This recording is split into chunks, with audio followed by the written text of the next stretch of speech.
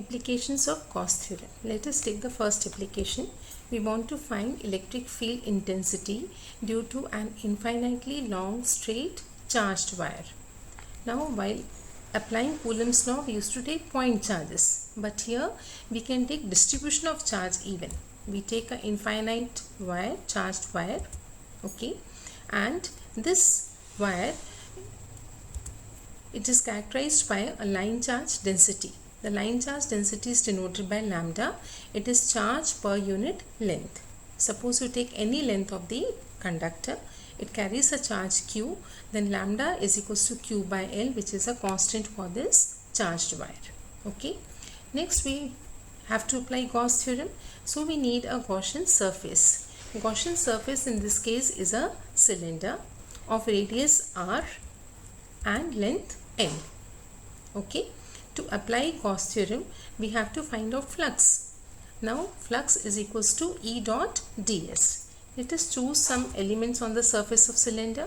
We take an element A, area vector will point normally outwards and electric field will be perpendicular to the length of the conductor pointing away from it. Okay, so we have electric field and area vector. Similarly on the opposite side, area vector and electric field, and even we can take on the curved surface, area vector pointing normally upwards as well as electric field also in the same direction. Okay, now first according to Gauss law, we know flux is q upon epsilon naught. We will be taking both the formulas here. We will find out flux using the formula q by epsilon naught. We will find the flux using the formula E ds and then equate both these expressions. So first formula is very simple, phi is q by epsilon naught. Secondly, we even know that phi is equals to E dot ds or E ds cos theta. Now let us see the various elements. If you consider the element A, theta is 90, cos 90 will be 0, so flux will be 0. Similarly from B, again theta is 90, angle between area and electric field is 90 degree, so again flux will be 0. But for the curved surface, if you are taking a point C on the curved surface of the cylinder, you can see the area vector and electric field vector are in the same direction.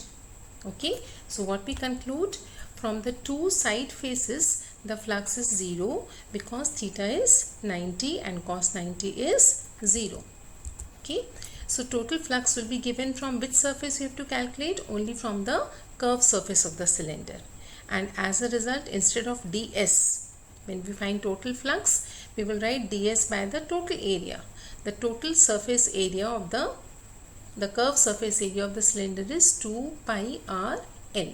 This is the common formula, you know. The curved surface area of cylinder is 2 pi r L. And you can see E and ds are in the same direction. So theta will be 0 and cos 0 is 1. So second equation says that flux is equals to E into 2 pi r L. When we equate both these expressions, what will we get? We want to find out electric field. So electric field E will be equals to q upon 2 pi epsilon naught r into L. In this equation, what is q by L? We know q by L is lambda. Hence, what will be the electric field? Electric field will be lambda upon 2 pi epsilon naught r, and we multiply and divide by 2 because we know 1 upon 4 pi epsilon naught is constant. So just for symmetry, we have multiplied numerator and denominator by 2. So the final equation becomes 2 lambda upon 4 pi epsilon naught into r. So all the terms except lambda and r are constant. And for a given conductor, you can take lambda also constant. So this shows that electric field is inversely proportional to distance. As the distance goes on increasing, electric field will decrease. Okay. Now electric field is a vector quantity. So what is the direction of this electric field? The electric field points radially outwards for a positive charge and radially inwards for a negative charge. You can write it in vector form.